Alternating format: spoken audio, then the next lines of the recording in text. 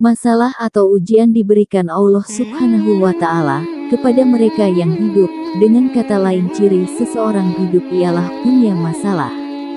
Orang yang tidak ingin punya masalah sama saja dengan tidak ingin hidup. Dengan cara berpikir demikian, kita menjadi sadar bahwa sudah sepantasnya kita mendapat masalah dalam kehidupan. Namun tentu saja adanya masalah bukan untuk didiamkan saja tapi diselesaikan. Karena masalah akan terus datang silih berganti. Adapun tujuan diberikannya masalah atau ujian, adalah untuk meningkatkan kualitas hidup kita sebagaimana dijelaskan dalam Quran Surah Al-Mulk ayat 2, yang menciptakan mati dan hidup, untuk menguji kamu, siapa di antara kamu yang lebih baik amalnya. Dan Dia Maha Perkasa, Maha Pengampun. Beberapa jenis ujian yang menimpa manusia menurut Quran Surah Al-Baqarah ayat 155-157. Dan kami pasti akan menguji kamu dengan sedikit ketakutan, kelaparan, kekurangan harta, jiwa, buah-buahan.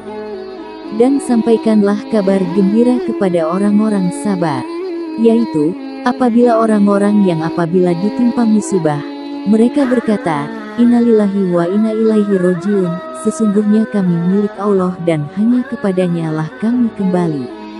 Mereka itulah yang memperoleh ampunan dan rahmat dari Tuhannya dan mereka itulah orang-orang yang mendapat petunjuk. Di antaranya, rasa gelisah atau khawatir, rasa lapar, kekurangan harta benda, sakit, samarat buah-buahan, maksudnya terampas hasil kerja kerasnya.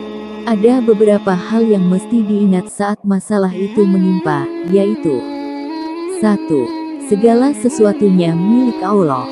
Saat meyakini bahwa segala sesuatunya milik Allah, apapun masalah yang menimpanya ia sabar dan mengerti semuanya milik Allah.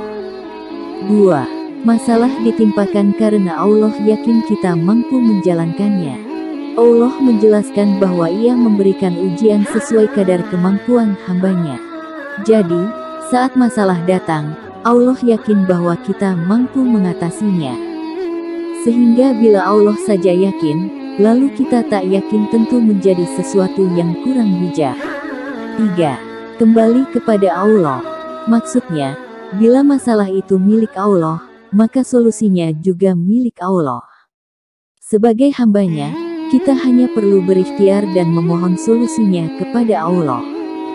Di antara tempat terbaik saat memohon kepada Allah ialah dalam salat.